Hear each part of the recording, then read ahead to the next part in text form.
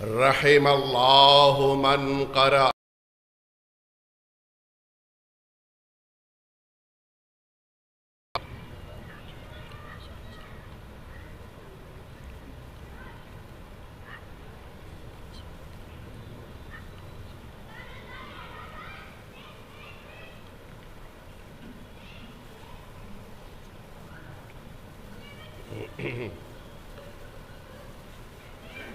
لا حول ولا قوة إلا بالله العلي العظيم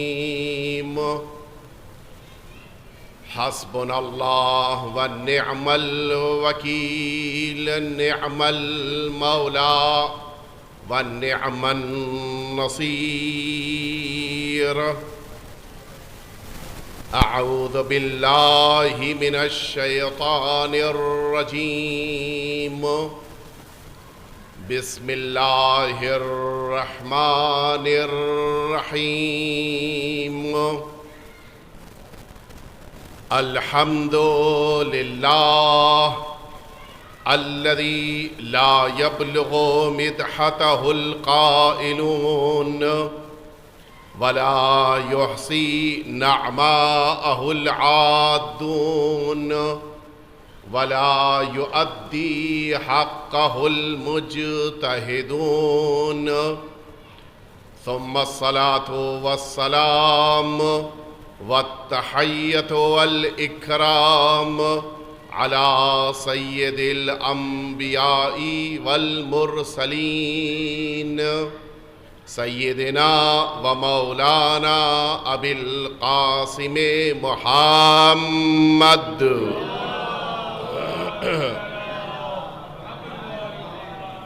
صلى الله عليه وعلى أهل بيته الأطيبين الأنجبين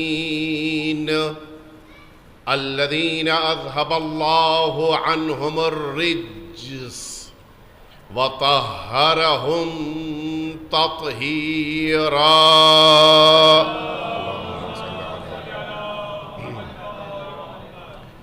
لا سيما الإمام المبين بقية الله في الأرضين أرواحنا وأرواح العالمين لتراب مقدمه الفداء واللعنة الدائمة الباقية على أعدائهم أجمعين أما بعد فقد قال الله الحكيم في كتابه المبين الله ولي الذين آمنوا يخرجهم من الظلمات إلى النور صلوات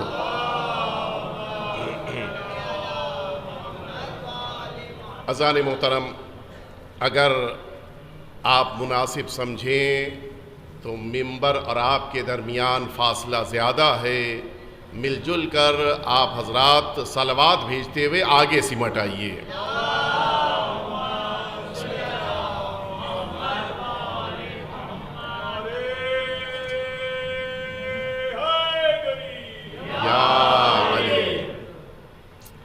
اذان محترم آج کی یہ رات کہ جس کی صبح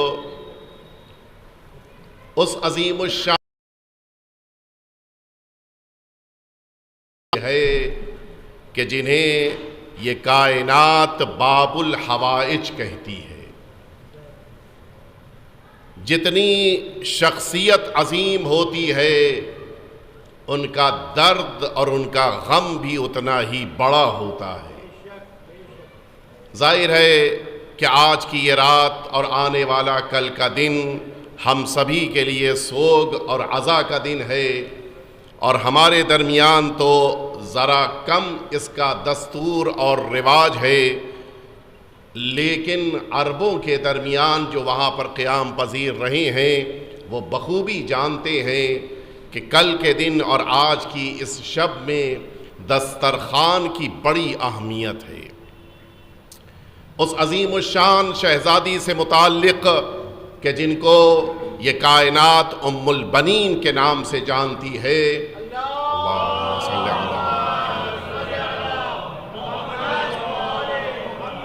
آپ کے نام نامی سے یہ دسترخوان منسوب اور اس کی بڑی اہمیت ہے، بڑی دعائیں اس دسترخوان پر بیٹھنے والوں کی قبول ہوتی ہیں۔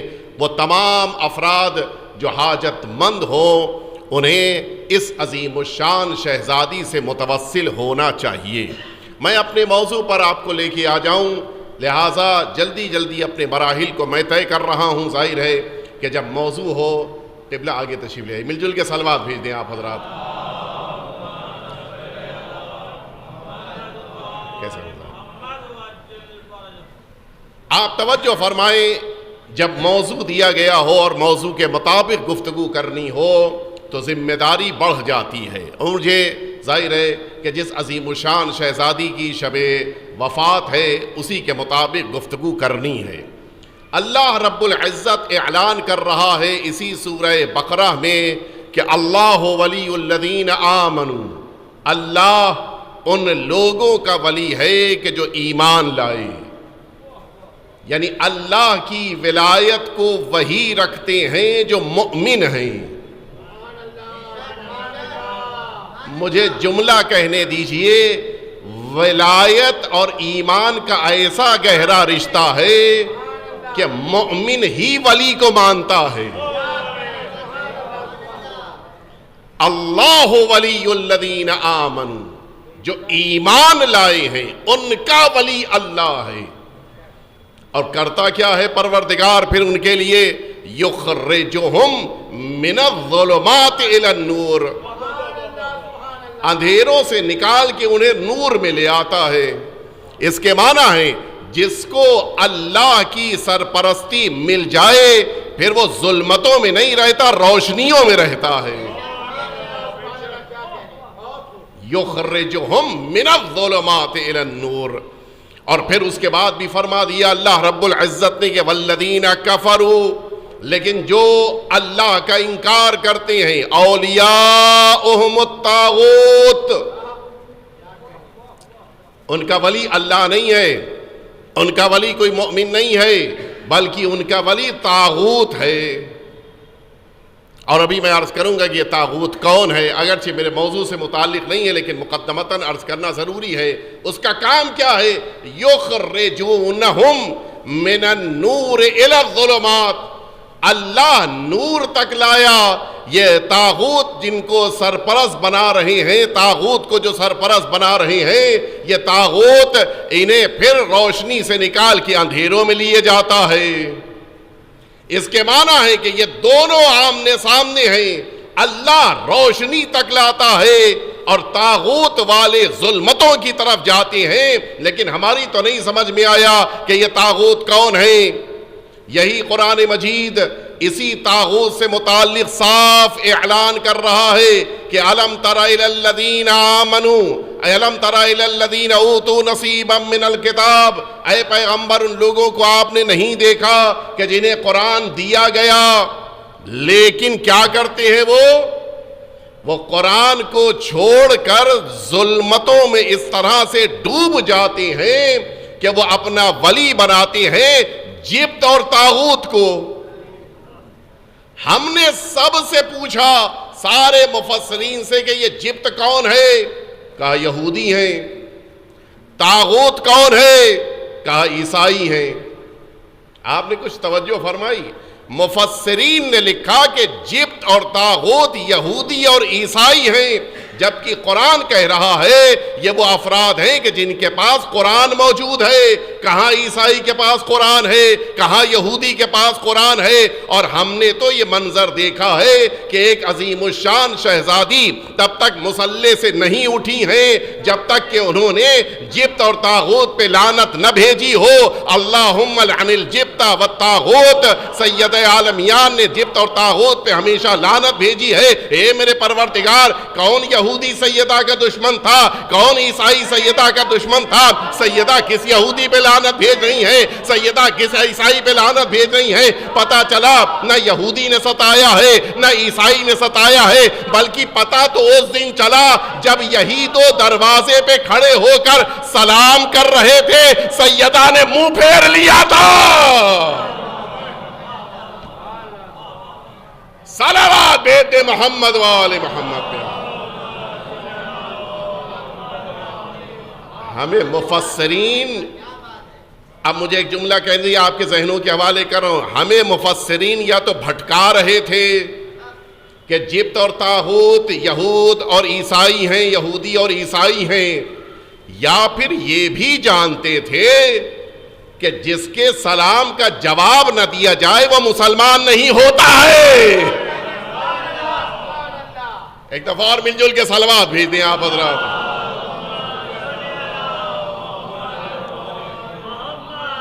اللہ جن کا ولی ہے انہیں ظلمتوں سے نکال لاتا ہے، پھر وہ اندھیروں میں نہیں رہ سکتے، اور اتنی عظمت عطا کرتا ہے کہ پھر وہ ان انوار کے درمیان زندگی گزارتے ہیں کہ جنہیں اللہ رب العزت نے اپنے نور سے پیدا کیا ہے۔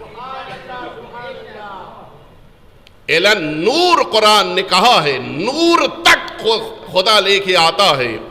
یہ الگ بات ہے ہمیں آپ کو اللہ نور تک لے کر آیا، ہم سے ما قبل والوں کو اللہ نور تک لے کر آیا، ان سے ما قبل والوں کو اللہ نور تک لے کر آیا، لیکن اس شہزادی کی شان کا کیا کہنا کہ جسے پروردگار نہ صرف یہ کہ نور تک لے کر آئے بلکہ نور کی زوجہ بنا دے، نور کی ماں بنا دے، بلکہ مرکز نور بنا دے۔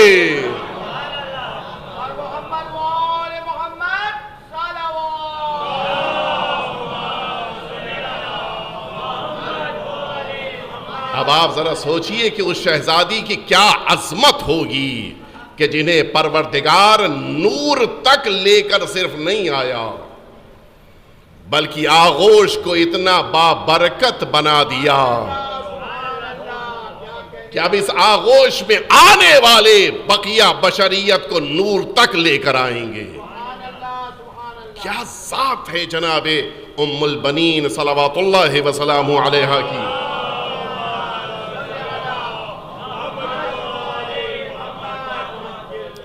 خاص عظمت اللہ کی نگاہ میں جناب ام البنین کی ہے، معمولی بات نہیں ہے۔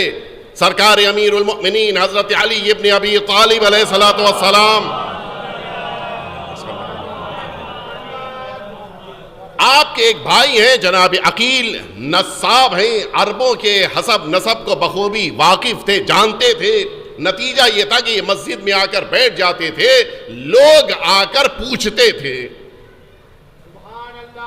ان کے گھر میں اپنا رشتہ بھیجیں نہ بھیجیں، ان سے تعلقات قائم کریں نہ قائم کریں، ان کے قریب ہوں یا نہ ہوں۔ اور جناب عقیل کی خاصیت تھی کہ ان کے سامنے کوئی اکڑ نہیں پاتا تھا۔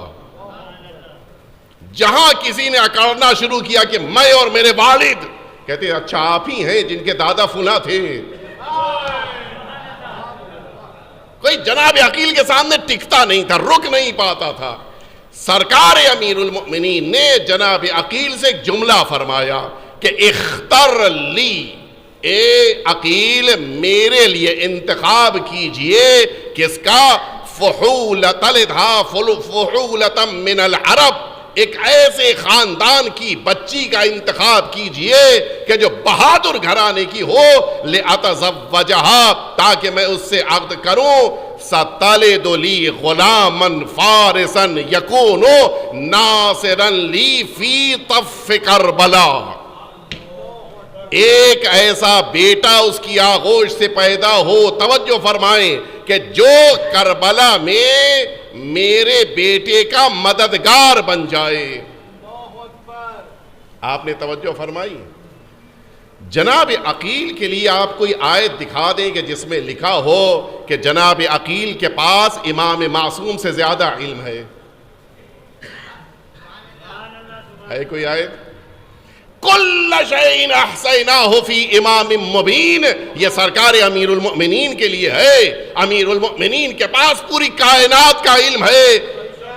مولا آپ کے پاس کائنات کا علم ہے اور آپ اپنے بھائی سے کہہ رہے ہیں کہ کسی بہادر گھرانے کا پتہ بتا دو۔ شاید امیر المومنین فرمائیں میں اپنے بھائی سے یہ مشورہ نہیں لے رہا ہوں کہ مجھے کوئی خاندان بتاؤ، بلکہ کربلا کے عباس جیسے بیٹے کے لیے عقیل کو مشورہ دے رہا ہوں۔ میں نے مشورہ لیا نہیں ہے، مشورہ دیا ہے. اور اسی لیے آپ عمروں میں دیکھ لیے تفاوت.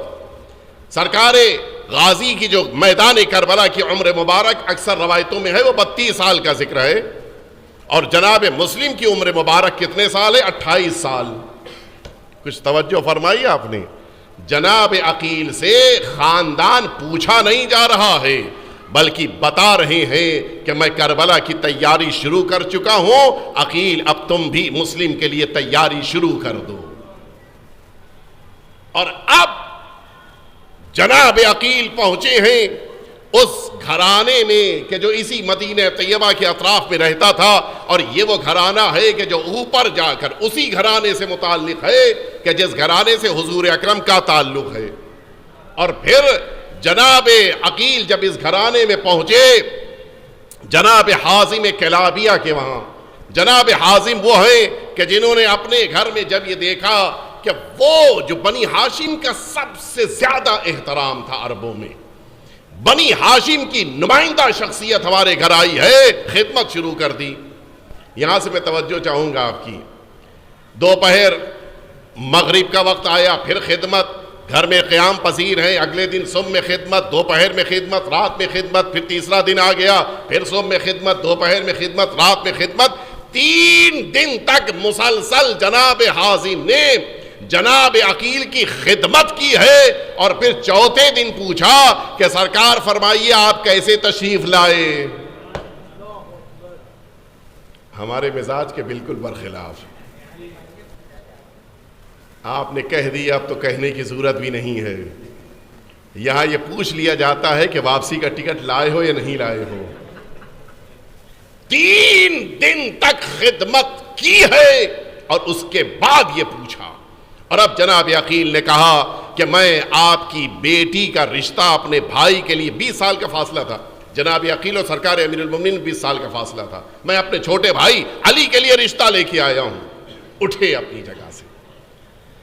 زوجہ اپنی بیٹی کے ساتھ کہ جن کا نام بھی فاطمہ ہے ان کے ساتھ بیٹھی ہیں. آئے اس سے پہلے کہ رشتے کا ذکر، اب یہاں سے پھر سے توجہ فرمائیے گا، رشتے کا ذکر کریں. سنا کہ بیٹی اپنی ماں سے گفتگو کر رہی ہے. مادر گرامی، گزشتہ شب میں نے خواب دیکھا ہے، میں نے آسمان کی بلندیوں پر جس موقع پہ چاند اور ستاروں کو دیکھا، میں نے دیکھا کہ اچانک یہ چاند ٹوٹ کر میرے دامن میں آ گیا، اور ساتھ میں 3 ستارے بھی ہیں جو میرے دامن میں آ گئے ہیں. کچھ آپ نے غور فرمایا؟ جناب ام البنین نے 4 نور کے مرکزوں کو اپنی آغوش میں دیکھا.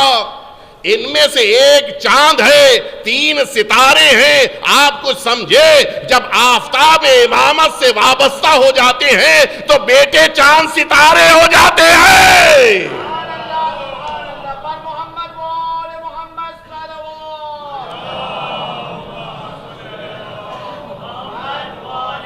بیٹے چاند اور ستارے بن جاتے ہیں.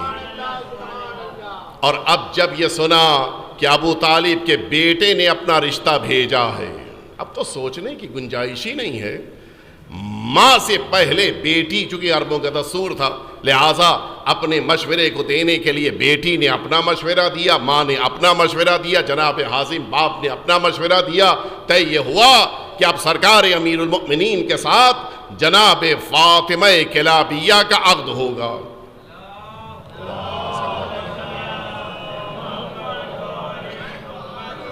دو عجیب چیزیں ہیں جو عام گھرانوں کی ہیں. میں اس لیے عام گھرانے کہہ رہا ہوں کہ اہل بیت اطہار کے گھرانے میں تو سوچا بھی نہیں جا سکتا، لیکن صرف آپ کے ذہنوں کو متوجہ کرانے کے لیے. ہمارے وہاں کیا ہوتا ہے، اگر کسی شخص کی سیکنڈ میرج ہے تو نئی آنے والی زوجہ یہ کوشش کرتی ہے کہ گزشتہ کا نام و نشان ختم کر دیا جائے، اس کا کوئی ذکر نہیں آنا چاہیے. یہ پہلا مزاج. دوسرا مزاج، ہر خاتون یہ چاہتی ہے کہ میں اپنے شوہر کے گھر جاؤں، بہترین لباس پہن کے جاؤں، بہترین زیورات کے ساتھ رخصت ہو کے جاؤں. کیا کہنا جناب ام البنین کا، اپنے شوہر کے گھر آ رہی ہیں، سادہ لباس پہن کے آ رہی ہیں. جناب حازم اپنے قبیلے کے سردار ہیں، سردار قبیلہ کی بیٹی سادے لباس میں گھر سے رخصت ہو جائے یہ عربوں کے لیے بہت عظیم بات تھی، لیکن نہیں، میں سادے لباس میں جاؤں گی۔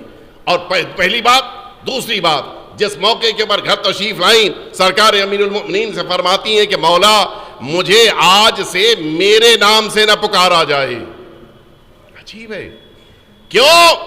کہا اس لیے کہ اگر میرے نام سے اس گھر میں آپ مجھے پکاریں گے، یاد کریں گے، تو ان شہزادوں کو ماں یاد آ جائے گی۔ اللہ اکبر، عجیب جذبہ ہے، یعنی آج کے بعد سے مجھے میرے نام سے نہ پکارا جائے۔ پھر آپ کا وہ آپ کی جو کنیت ام البنین تھی اس سے آپ کو شہرت ملی۔ آپ سنیں گے کیا کوئی اس کائنات کی خاتون مقابلہ کر سکتی ہے جناب ام البنین کا؟ بھائیوں، اس زمانے میں دستور تھا کہ بھائی بہن کو رخصت کرنے کے لیے اپنے اس کے شوہر کے دروازے تک آتے تھے۔ یہ 3 بھائی ہیں کہ جو اپنی بہن کو رخصت کرنے کے لیے آئے ہیں سرکار امیر المؤمنین کے بیت الشرف کے باہر۔ جناب اچھا بھائی گھر میں نہیں آ سکتا تھا اس زمانے کے طریقہ کار کے مطابق، وہ باہر رکے گا۔ بھائی کا کام یہ تھا کہ رخصت کیا واپس جائیں، کہا نہیں تم تینوں یہیں رکو، اندر جا رہی ہوں، واپس آ کے جب میں کہوں چلے جاؤ تب جانا، نہیں تو رکے رہو۔ کیوں؟ کہا ہو سکتا ہے کہ میں بھی تمہارے ساتھ واپس جاؤں۔ کیا مطلب؟ کہ ابھی آتی ہوں بتاتی ہوں۔ گئی اندر، اپنے شوہر کے ساتھ ان کے حجرے میں نہیں بلکہ سرکار امام حسن، سرکار امام حسین، جناب زینب، جناب ام کلثوم ان کے پاس آئیں اور کہا کہ سیدہ کے شہزادوں، سیدہ کے بچوں، میں اس گھر کی مالکن بن کر نہیں تمہاری خدمت گزار بن کے آئی ہوں۔ اگر خادمہ کے طور پر مجھے قبول کرتے ہو تو میں ٹھہروں گی، نہیں تو میرے بھائیوں کو میں نے روکا، میں واپس جا رہی ہوں۔ کون قبول کرے گا اتنی چاہنے والی خاتون کو اپنی خادمہ کے طور پہ؟ کہ آپ جو بھی کہیں لیکن یہ بچے آپ کو ماں کہیں گے، یہ بہت بڑا درجہ ہے۔ جب بچوں سے وعدہ لے لیا تب آ کے اپنے بھائیوں سے کہا کہ اب جا سکتی ہیں۔ توجہ فرمائی آپ نے، میں جس بات کی طرف آپ کو لے کے آنا چاہ رہا تھا یہیں سے آپ توجہ فرمائیں۔ سرکار امیر المؤمنین کے ساتھ آپ نے اپنی زندگی شروع کی ہے، اور آپ کی انفرادیت یہ ہے کہ آپ نے کبھی بھی جناب سیدہ کے مقابل میں خود کو نہیں رکھا، ہمیشہ سیدہ کا خود کو غلام، سیدہ کی خود کو کنیز سمجھا، اور نتیجہ آپ کے سامنے ہے۔ جناب ام البنین کے بیٹوں نے وقت کے امام کو اپنا آقا کہا ہے، بڑا بھائی نہیں کہا ہے۔ آپ کچھ متوجہ ہوئے؟ جب ماں سیدہ کی کنیز ہو جاتی ہے تو بچے امام کے غلام بن جاتے ہیں۔ صلوات بیت محمد و آل محمد۔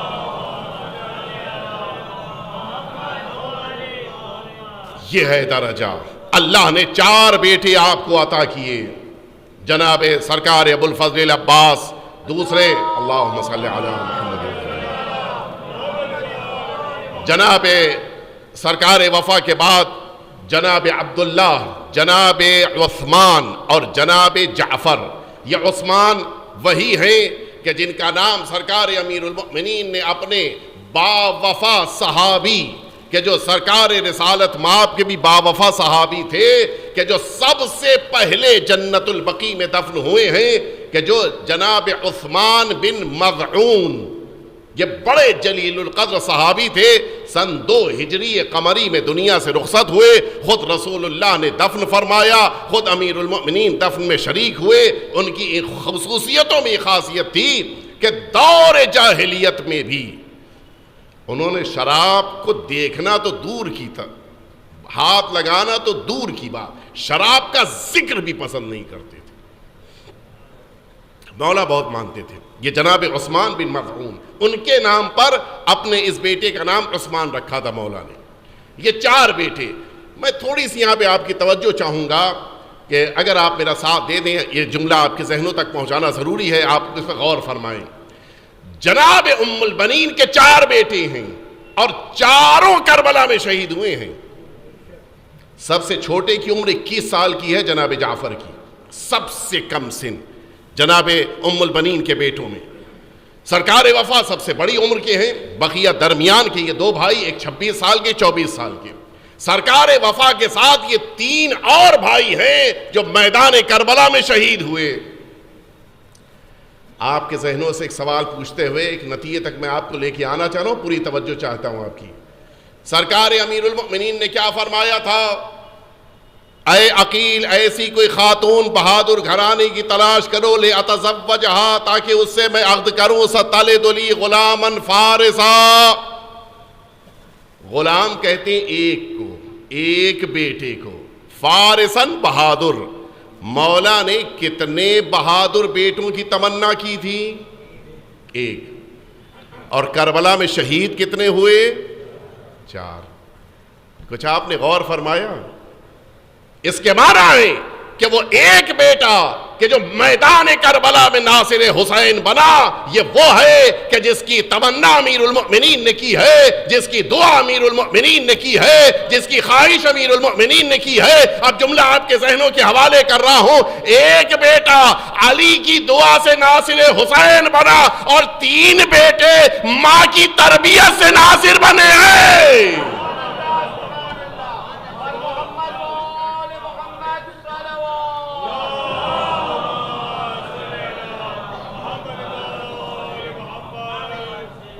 سرکار امیر المؤمنین کی دعا نے سرکار وفا کو ناصر حسین بنایا، اور یہ ماں کی تربیت ہے جس نے اپنے 3 بیٹوں کو، ایک کو روکا بھی نہیں.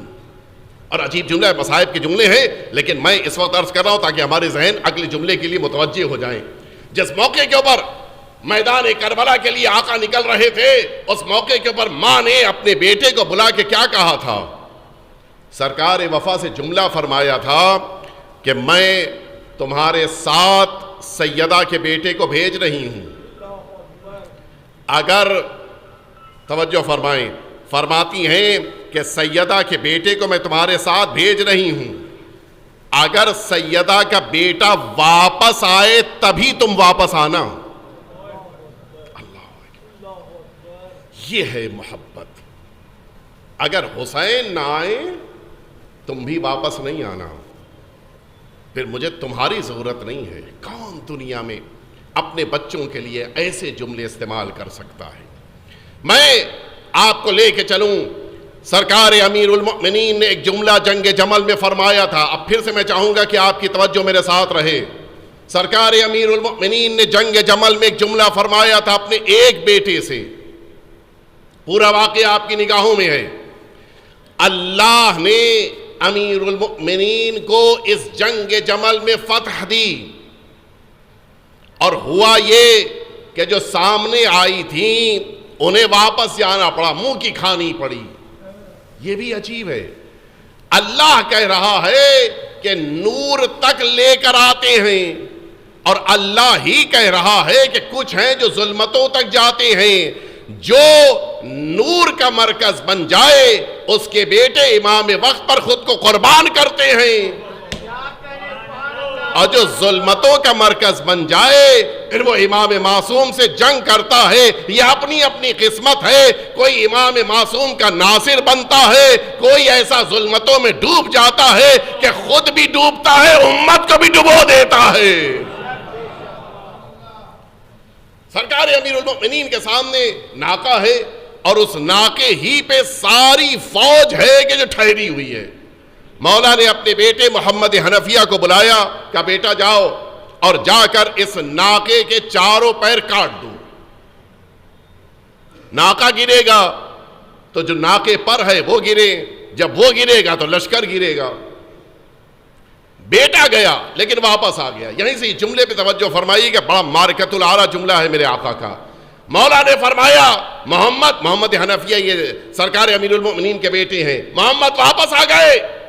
کہاں بابا میں آگے نہیں جا پایا. مولا نے کیا فرمایا تھا؟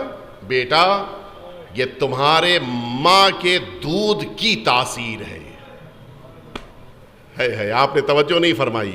اس کے معنی ہے کہ اگرچہ امیر المؤمنین کے بیٹے ہیں لیکن ماں کے دودھ کی تاثیر ہی انسان کو میدان جنگ میں ثابت قدم رکھتی ہے. اب آئیے میں آپ کو لے کے چلوں. یہی جنگ صفین ہو رہی ہے 11-12 سال کی عمر مبارک ہے سرکار وفا کی، لیکن بہادر گھرانے کی ماں کے بیٹے ہیں. نتیجہ یہ ہے کہ قد امیر المؤمنین کے جیسا، انداز امیر المؤمنین کے جیسا، حملہ کرتے ہیں تو امیر المؤمنین کی طرح سے.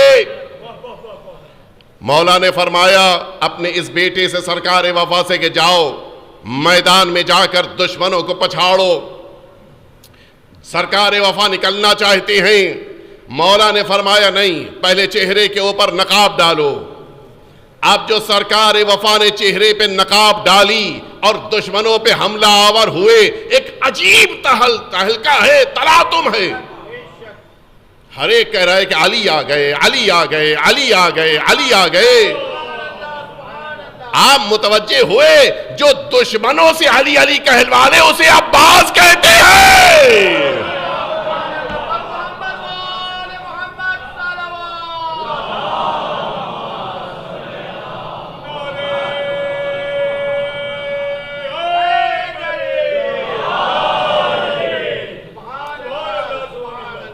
آپ غور تو فرمائیں، جناب ام البنین کے دودھ کی تاثیر تو آپ دیکھیں. سارا مجمع سمجھ رہا ہے کہ علی آ گئے اور علی کا شیر آیا ہے. کچھ آپ نے غور فرمایا، تاریخ میں 2 ہی موقع ہیں جب دشمنوں کو کچھ اور گمان ہوا ہے. عجیب ہے، 2 ہی موقع دکھائی دیے جہاں پر دشمنوں کو کچھ اور گمان ہوا. میدان جنگ میں بیٹا آ گیا تو دشمن سمجھے کہ علی آ گئے. بستر پہ علی سو گئے، دشمن سمجھے نبی سوئے ہیں.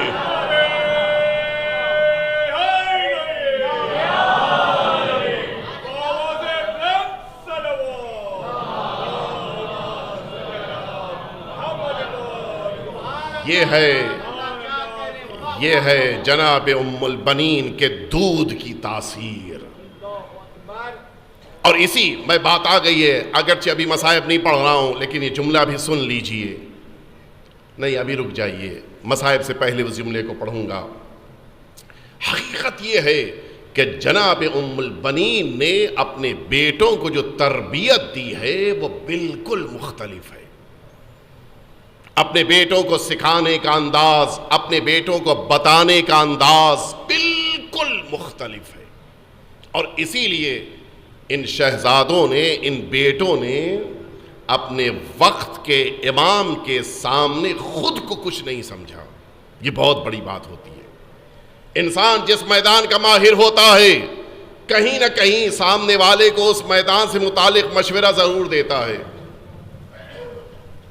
ہم مسلسل بامبے جانے کی اگر یہاں سے عادی ہوں اور جہاں گاڑی میں بیٹھے اب ڈرائیور کو سمجھانا ادھر سے چلو، ادھر سے نہ جاؤ، ادھر نہیں جانا، ہوتا ہے نہیں ہوتا. ذرا سا اگر ایک مہارت پیدا ہو جائے، وہاں کیا عالم ہے. جس بیٹے نے ام البنین کے علی کی زبان چوسی ہو، ان کے علم کا کوئی دنیا میں کوئی معیار بیان کر سکتا ہے کہ کس بلندی پر فائز ہے. جس کو امیر المؤمنین نے شجاعت کے جوہر سکھائے ہوں، کوئی ہے جو سرکار وفا کی شجاعت کے مقابل میں آ سکے؟ لیکن نہیں. انداز ہر میدان میں سب سے آگے. لیکن امام معصوم کو کبھی مشورہ نہیں دیا ہے. عجیب جذبہ ہے قربانی کا. میں نے اپنے استاد سے سنا ہے یہ جملہ، البتہ میں نے تاریخ میں نہیں دیکھا ہے کہ جس موقع کے اوپر کسی نے یہ پوچھا. دیکھیں یہ ہے اصل جذبہ. کسی نے یہ بات پوچھی کہ آپ میدان کربلا میں شریک نہیں ہوں گی، اے ام البنین کیا آپ اپنے بیٹوں کے ساتھ میدان کربلا نہیں جائیں گی؟ فرمایا میں نہیں جاؤں گی. کیوں؟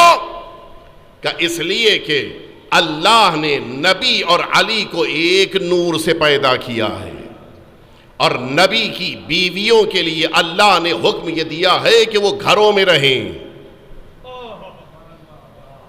لہذا امیر المؤمنین کی زوجہ بھی گھر میں رہی، اور شاید یہ عظیم ذمہ داری اللہ نے دی تھی۔ بات آ گئی ہے تو یہ بھی عرض کرتا چلوں، جس موقع کے اوپر جناب ام البنین، بیچ میں بات رہ گئی تھی، ابھی عرض کیے دیتا ہوں، جناب ام البنین نے یہ جملہ کہا کہ شہزادوں میں خدمت گزار بن کے آئی ہوں، ماں بن کے، گھر کی مالکن بن کے نہیں آئی ہوں۔ بچوں نے، جوان ان بیٹوں نے کہا کہ آپ ایسا کیوں کہہ رہی ہیں؟ کہا اس لیے کہ قرآن نے حکم دیا ہے، قرآن نے کہا قُلْ لَا أَسْأَلُكُمْ عَلَيْهِ أَجْرًا إِلَّا الْمَوَدَّةَ فِي الْقُرْبَى، اے شہزادو آپ ان قربا میں ہیں کہ جن کی محبت کا قرآن نے حکم دیا ہے۔ یہ ام البنین خادمہ بن کے آئی ہے، مالکن بن کے نہیں آئی ہے۔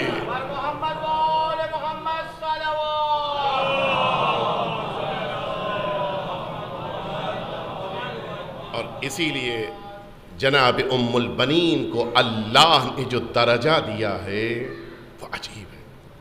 میں دیکھ رہا تھا ان توسلات کو کہ جو جناب ام البنین کی بارگاہ میں کیے، میں نے جیسا عرض کیا کہ عربوں میں خاص طریقہ کار ہے جناب ام البنین سے توسل کرنے کا۔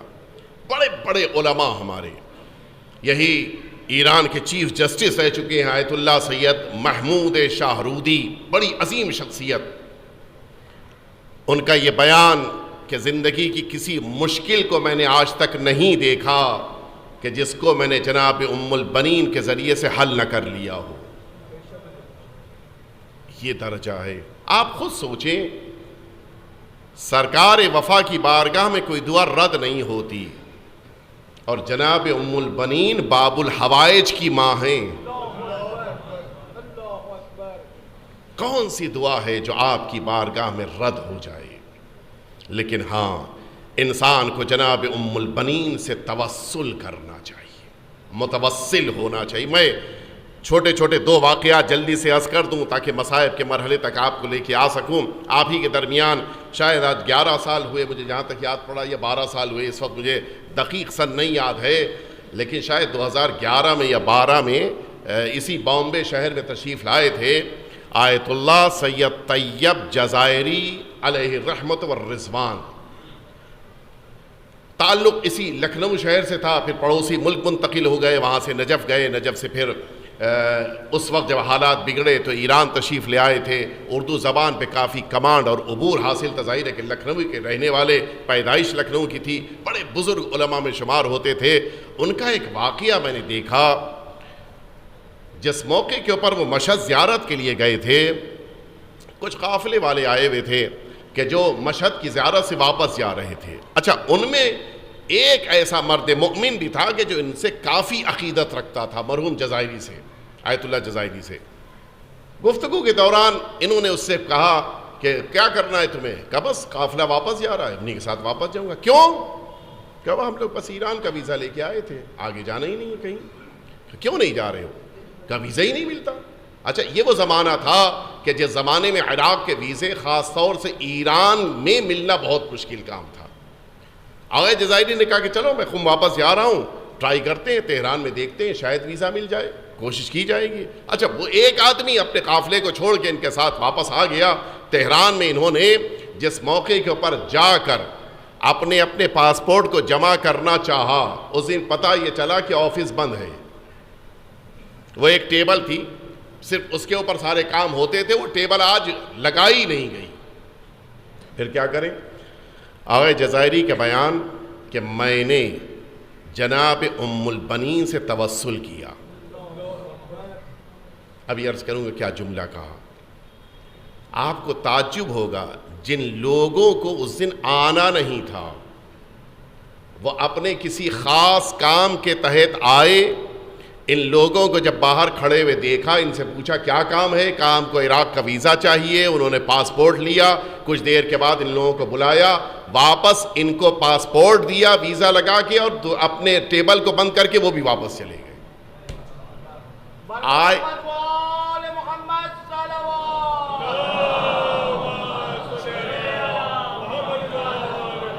آئے تھے صرف اسی ویزے کو دینے کے لیے۔ آغا جزائری کا بیان کہ میں نے جناب ام البنین سے کہا کہ شہزادی میں آپ سے دنیا نہیں مانگ رہا ہوں، میں آپ سے آپ کے بیٹے کی زیارت مانگ رہا ہوں۔ جملہ اگلا سنیں گے، شہزادی میں اے ام البنین میں آپ سے آپ کے بیٹے عباس نہیں، آپ کے بیٹے حسین کی زیارت مانگ رہا ہوں۔ عجیب، جناب ام البنین کو آقا امام حسین سے محبت ہے۔ بس میں نے اپنی بات کو مکمل کر دیا۔ میں اتفاقاً آج ہی دیکھ رہا تھا، ایک کتاب ہے جناب سیدہ جناب ام البنین سے توسل کی، اس کتاب میں واقعہ موجود ہے، بظاہر بحرین کا واقعہ ہے، جہاں پر خادمہ عیسائی تھی، وہ کسی دوسرے شہر میں رہتی تھی۔ ایک دن اپنے ان مالکوں کے درمیان جب وہ آئی گھر میں، ظاہر ہے کہ سب شیعہ تھے، اہل بیت کے چاہنے والے، اور وہ عیسائی خادمہ تھی، اس نے جب ان لوگوں نے اس کا چہرہ دیکھا اتنا زیادہ بے چین اور فکر مند تھی کہ یہ سب سمجھ گئے کسی مشکل میں گرفتار ہے۔ کیا ہوا؟ کیا بیٹے کا ایکسیڈنٹ ہو گیا ہے؟ جوان بیٹے کا جس کا ایکسیڈنٹ ہو جائے، ماں باپ کو ہاتھ پیر پھر قابو میں نہیں رہتے۔ عجیب عالم تھا اس خدمت کرنے والی خادمہ کا۔ کیا ہوگا؟ کہ ڈاکٹر تو دھیرے دھیرے جواب دے رہے ہیں، جس ڈاکٹر کے پاس جاؤ وہ کہہ رہا ہے کہ نہیں اب کچھ امید نہیں بچی ہے۔ اچھا، وہ مسلسل رابطہ کر رہی تھی فون سے، اور وہاں سے جب خبریں آ رہی تھی تو کبھی رو رہی تھی، کبھی بے چین ہو کے ٹہلنے لگتی تھی۔ کہ عجیب عالم تھا اس دن اس کا۔ دوپہر سے شام آ گئی اور تقریباً رات کے آس پاس ڈاکٹرز نے کہہ دیا کہ بس اس بچے کی یہ آخری رات ہے، بس اب یہ بچے گا نہیں۔ کل صبح میں اس کے دفن کے لیے تم فون کر دو، جو تمہارا خاص مرکز ہے، کسی دوسرے شہر کی بات تھی جہاں کے اوپر عیسائیوں کو دفن کیا جاتا ہے، وہاں فون کر دو، کل صبح کی تیاری کریں، یہ بچہ آج رات تمہارا بیٹا جوان بیٹا مر جائے گا۔ باپ ساتھ میں اکیلا کہتا ہے، یہ افراد کے جو اس کے گھر میں ذمہ دار تھے، انہوں نے کہا دیکھو ہم تم یہ نہیں جانتے کہ تم کس سے اپنی بات کر رہی ہو، ہمیں نہیں پتا ہے کہ تم کن لوگوں کو مانتی ہو، لیکن ایک کام کرو، تم اگر چاہتی ہو کہ تمہارا بیٹا زندہ رہ جائے تو ہم ایک نام دے رہے ہیں، اس نام سے فریاد کرو، تمہارا بیٹا بچ جائے گا۔ اچھا، ایسے موقع پر جب انسان مشکلات میں گھرا ہو تو ایسے موقع پر یہ توسل کے جملے بڑے قیمتی ہوتے ہیں۔ ان شیعوں نے اس کو سکھایا کہ تم یہ کہو کہ اے باب الحوائج کی ماں، آپ کو آپ کے بیٹے کا واسطہ ہے، میرے بیٹے کو بچا لیجیے۔ آپ سنیں گے کچھ ہی دیر کے بعد فون آیا کہ تمہارا بیٹا زندہ ہے، تمہارے بیٹے کو زندگی مل گئی۔ جب اس نے اپنے بیٹے سے بات کرنی چاہی تو وہ بول نہیں پا رہا تھا، زخمی تھا، ایکسیڈنٹ ہوا تھا، زخمی ہوا تھا، ہاسپٹل میں تھا، بات نہیں کر پا رہا تھا۔ بڑی مشکل سے اس نے سمجھایا کہ میں لیٹا ہوا تھا، مجھے پانی کی ضرورت محسوس ہو رہی تھی، میں بار بار اپنے باپ کو آواز دے رہا تھا لیکن باپ دور تھے، وہ نہیں سمجھ پا رہے تھے، میں بڑی بے چینی کے عالم میں تھا اور مجھے یہ لگ رہا تھا کہ بس اب میری روح نکلنے والی ہے، میں دنیا سے جانے والا ہوں اور پانی کیسے میں حاصل کر لوں۔ کہا میں اسی بے چینی کے عالم میں اپنے ہاتھ پیر کو اوپر نیچے کر رہا تھا، اچانک میرے حجرے میں ایسا لگا کہ کوئی ماں بیٹے آ گئی ہیں۔ وہ بیٹا کہتا ہے، وہ اپنی زبان میں اپنے انداز سے نہیں بول پا رہا تھا لیکن کہتا ہے کہ اس جوان نے میرے پاس آ کر کہا کہ تمہاری ماں نے میری ماں سے دعا کی ہے، میں تمہیں زندگی دینے آیا ہوں لیکن ایک شرط ہے، تمہیں زندگی مل جائے تو تم میری ماں کے نام سے قربانی کرنا۔ بیٹے نے کہا کہ آپ کی ماں کا کیا نام ہے؟ آنے والا وہ کہتا ہے کہ یہ میری ماں جو موجود ہیں ان کو ام البنین کہا جاتا ہے۔ سنیں گے عزاداروں، عیسائی ہے، اسے کچھ نہیں پتا، واقعات کربلا اسے ذرا بھی نہیں پتا ہے۔ بیٹا کہتا ہے اپنی ماں سے کہ مادر گرامی آپ کو پتا ہے اس جوان نے جب مجھ سے گفتگو شروع کی تو اس موقع پر اب جو میں نے دیکھا تو اس جوان کے دونوں ہاتھ کٹے ہوئے تھے۔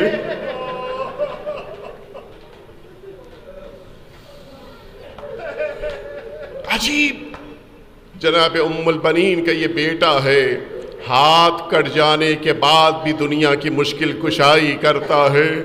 ہاں یقیناً آپ کی آنکھوں میں آنسو آ گئے۔ میں نے ایک جملہ کہا تھا، میں جلدی اس کو عرض کر دوں مصائب سے پہلے۔ سرکار امیر المؤمنین جب غازی کو لے کے واپس پلٹے، اسی شہر کوفہ کے باہر سرکار امیر المؤمنین نے اپنے بیٹے کو روکا اور اپنے بیٹے کو جنگ کے فنون سکھانے شروع کیے۔ وہ بیٹا جو صفین کا فاتح بن کے پلٹا ہے، اسے مولا فنون سکھا رہے ہیں، اور ادھر ماں ہے جو کوفے کی سرحد پہ آ کر ان باپ بیٹے کو نگاہوں سے دیکھ رہی ہے۔ دیکھا مولا نے اپنے بیٹے کو سمجھانا شروع کیا کہ دیکھو تلوار کیسے چلانی چاہیے، اور اس کے بعد مولا نے اپنے بیٹے کا داہنا بازو باندھ دیا۔ بیٹا بائیں ہاتھ سے حملے کو روکو، اور پھر اس کے بعد کچھ ہی لمحات گزرے تھے کہ اپنے بیٹے کے بائیں بازو کو بھی باندھ دیا، اور اس کے بعد فرمایا کہ بیٹا اب بتاؤ کہ تم کیسے ہونے والے حملوں سے خود کو بچاؤ گے۔ یہ دیکھنا تھا کہ ماں تڑپنے لگی، امیر المؤمنین کے پاس آئیں، کہتی ہے آقا یہ آپ نے میرے بیٹے کے دونوں بازو کیوں باندھ دیے، میرا بیٹا کیسے دفاع کرے گا؟ مولا نے فرمایا اے ام البنین تمہیں نہیں پتا ہے تمہارے بیٹے کو اسی انداز میں میدان کربلا میں دشمنوں کے حملوں کا مقابلہ کرنا ہے۔ ہاں زادارو، عجیب ماں کا مرحلہ تھا۔ ماں یہ منظر دیکھ کے روتی جا رہی تھی، لیکن ہاں ماں کو یہ اطمینان تھا میرا بیٹا بڑا بہادر ہے، میرا بیٹا بہت جری ہے، اور اسی لیے بار بار یہ کہتی تھی اے بیٹا عباس حسین تمہارے حوالے ہے، حسین کو تمہارے حوالے کر رہی ہوں۔ بیٹا دیکھو حسین کے بدن پہ زخم نہیں آنا چاہیے، بیٹا دیکھو سیدہ کے لاڈلے کو کوئی زخم نہ آنے پائے، ورنہ میں میدان محشر میں سیدہ کو کیا منہ دکھاؤں گی۔ ہاں زاداروں، یہی ماں ہے کہ جو اتنا اپنے بیٹے کو چاہتی ہے، لیکن ہاں یہی ماں کہ جس موقع کے اوپر اسی ماں کو یہ خبر ملی کہ میدان کربلا میں بیٹا شہید کر دیا گیا، لیکن ماں نے تڑپ کے پوچھا تھا، اسی لیے یہ جملہ ملتا ہے بشیر نے جس موقع کے اوپر میدان کربلا میں یہ آواز، میدان کربلا کی شہادت کی خبر سنانی شروع کر دی، یا اہل یثرب لا مقام لکم، اے مدینے والو اب یہ مدینہ رہنے کے قابل نہ رہا، اس لیے کہ رونق مدینہ چلی گئی ہے، حسین قتل کر دیے گئے۔ کہتا ہے بشیر میں نے دیکھا، یہ تاریخ مکہ والمدینہ میں جملہ لکھا ہے، کہتا ہے بشیر میں نے دیکھا ایک معظمہ آغوش میں ایک بچے کو لیے ہوئے میرے قریب آئیں اور مجھ سے پوچھا یہ کیا کہہ رہا ہے بشیر؟ میں نے کہا میں کربلا کی سنانے آیا ہوں۔ پوچھا یہ بتاؤ میرے حسین کو کیا ہوا؟ بشیر نے سوچا اگر میں حسین کے بارے میں بتا دوں گا تو شاید ان کو زیادہ تکلیف ہوگی۔ میں نے کہنا شروع کیا آپ کا بیٹا جعفر قتل ہو گیا، کہ نہیں میرا بیٹا بتاؤ کہ اس کو کیا ہوا؟ کہا آپ کا عباس قتل ہو گیا، آپ کے عثمان قتل ہو گئے، آپ کا عبداللہ قتل ہو گیا۔ وہ تڑپ کے کہتی ہے میں اپنے بیٹوں کے بارے میں نہیں پوچھ رہی ہوں، زہرا کے لاڈلے حسین، مجھے اتنا بتاؤ حسین کے ساتھ کیا ہوا؟ بس یہ جملہ سننا تھا۔ بشیر نے کہا اے مادر گرامی آپ کو نہیں پتا ہے کربلا میں آپ کا حسین پیاسا قتل کر دیا گیا۔ سنو گے عزاداروں، وہ جو بچہ آغوش میں تھا وہ زمین پہ گر پڑا، ام البنین زمین پہ بیٹھ گئی، اے عباس میں تجھے معاف نہ کروں گی، زہرا کا لاڈلا پیاسا قتل ہو گیا۔ بشیر نے آواز دیا اے ام البنین یہ جملہ نہ کہیے، غازی جب تک زندہ رہے زہرا کے لاڈلے پہ کوئی آنچ نہ آ پائی۔ آزاداروں یہی ام البنین آج دنیا سے رخصت ہو گئی، وہ ماں رخصت ہو گئی جس نے اپنے 4 بیٹوں کو حسین کے لیے قربان کر دیا۔ لیکن سنو آزاداروں انداز کیا تھا، جنت البقیع میں آ جاتی تھی 4 قبروں کے ساتھ ایک ایک اور قبر بناتی تھیں، گریہ کرنا شروع کرتی تھیں اور پھر 4 قبروں کے نشان مٹا دیتی تھیں، آواز دیتی تھیں اے حسین میں تم پہ ماتم کروں گی، عباس تم پر نہیں رہوں گی، جعفر تمہارا ماتم نہیں کروں گی، عبداللہ تم پر نہیں رہوں گی، اس لیے کہ ان کی ماں زندہ ہے، حسین کی ماں سیدہ دنیا سے اٹھ گئی ہے، لہذا میں حسین کی ماں کا ماتم کروں گی۔ عزاداروں بس آخری مصائب کا جملہ سن لیجئے، یہی ام البنین اب جب اسی مدینے سے نکلی ہے تاکہ استقبال کرے وہ آنے والا قافلہ، ام البنین کے قدم نہیں بڑھ رہے ہیں، میں زینب سے کیسے بات کروں گی، میں ام کلثوم کا کیسے مقابلہ کروں گی؟ اب جب پہنچی زینب نے آگے بڑھ کے اپنی ماں کو سینے سے لگا لیا، پھر وہی جملہ کہتی ہے شہزادی ام البنین کو معاف کر دینا، میرے عباس کے ہوتے ہوئے زہرا کا لال قتل ہو گیا۔ زینب نے آواز دیا اے اماں یہ نہ کہیے گا عباس کے بازو قلم ہوئے، عباس کے سر پہ گرز لگا، زمین کربلا پہ غازی آئے، اس کے بعد حسین قتل ہوئے، لیکن حاضر بس آخری جملہ سن لیجئے، لیکن پوچھتی ہے یہ بتاؤ میرا حسین کیسے قتل ہوا؟ اب جو جناب زینب نے بیان کرنا شروع کیا، ام البنین بے ہوش ہو گئی، لیکن ایک جملہ کہنے کو دل چاہتا ہے، اب جو ام البنین بے ہوش ہوئی، کوئی پانی ڈال رہا ہے، کوئی سہلا کے اٹھانا چاہ رہا ہے، ہاں کوئی غش میں ہو اسی طرح سے اٹھایا جاتا ہے، لیکن ہائے رے کربلا، ہر بے ہوش ہونے والے کو کبھی تازیانے لگائے گئے، کبھی ستم ڈھائے گئے، میدان کربلا میں ہر مظلوم اپنے ظلم کو سہتا رہا۔